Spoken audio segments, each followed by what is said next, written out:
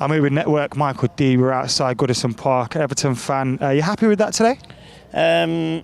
Not really, just because of the end. I think after we scored, the first 15 minutes or 10 minutes, I think, to be honest, it could have been 2 or 3 for Everton, but Man United dominated the first half after that. In the second half, it was a little bit, you were more counter-attack, we were more pressure, we had a lot of corners.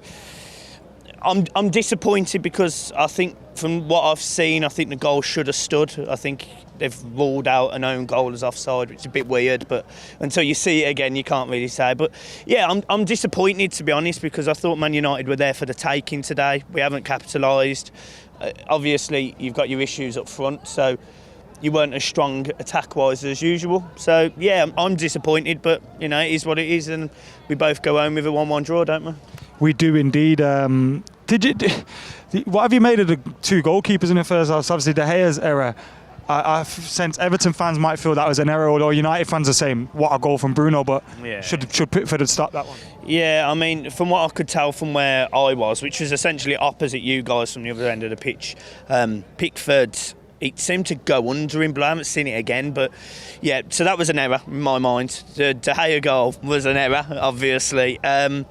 Both goalkeepers haven't had great seasons this season. I think Pickford, more importantly for the Euros, I think he's going to struggle. I can't see how he should be England #1 at this point. I think should he be Everton #1? If you guys, like, when you got a manager like Ancelotti, do you think? Because I remember I know City have different targets. When Pep came in and he was I got to get rid of Joe Hart. Yeah. Do you think Carlo could possibly be seeing similar things? Yeah, massively. I think Pickford's got a big 10 games ahead of him, because even on merit now, if there was a better Everton #2, if we had a Romero, for example, who's a good #2 for you guys, obviously, I don't think Pickford starts.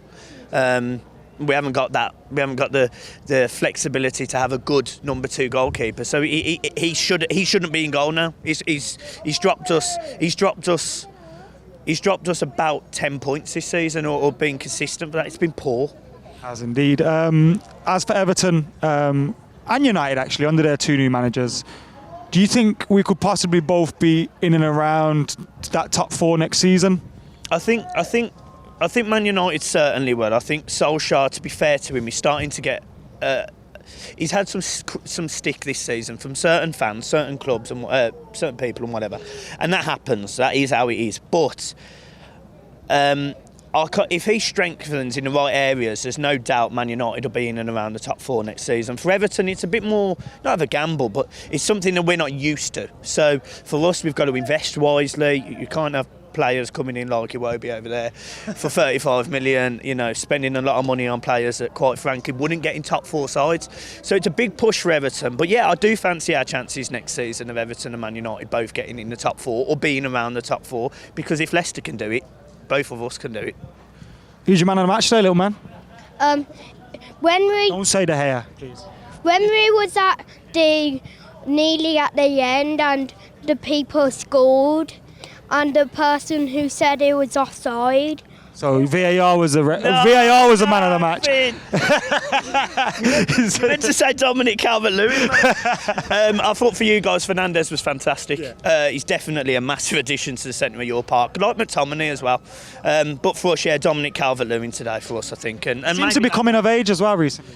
Yeah, I'm not going to lie. I thought, he doesn't score goals, So what do you do? And obviously, now he's adding goals to his game. You actually start to see that he does bring more to the game in terms of his all-round. Well, I thought I thought him and Richarlison as well. To be fair to both of them, I thought they both added a lot, especially up against Maguire and Lindelof today. I thought Calvert-Lewin did well in the centre, picking up the ball and spreading it out wide both sides. I thought he did a good job at that, and I also thought that Richarlison was decent at jumping up with Maguire and getting them headers, because that's a tough ask against a lad who's clearly physically bigger than Richarlison. But yeah, Dominic Calvert-Lewin is doing well and might be a late push for the Euros. Nice one, man. Thank you very much.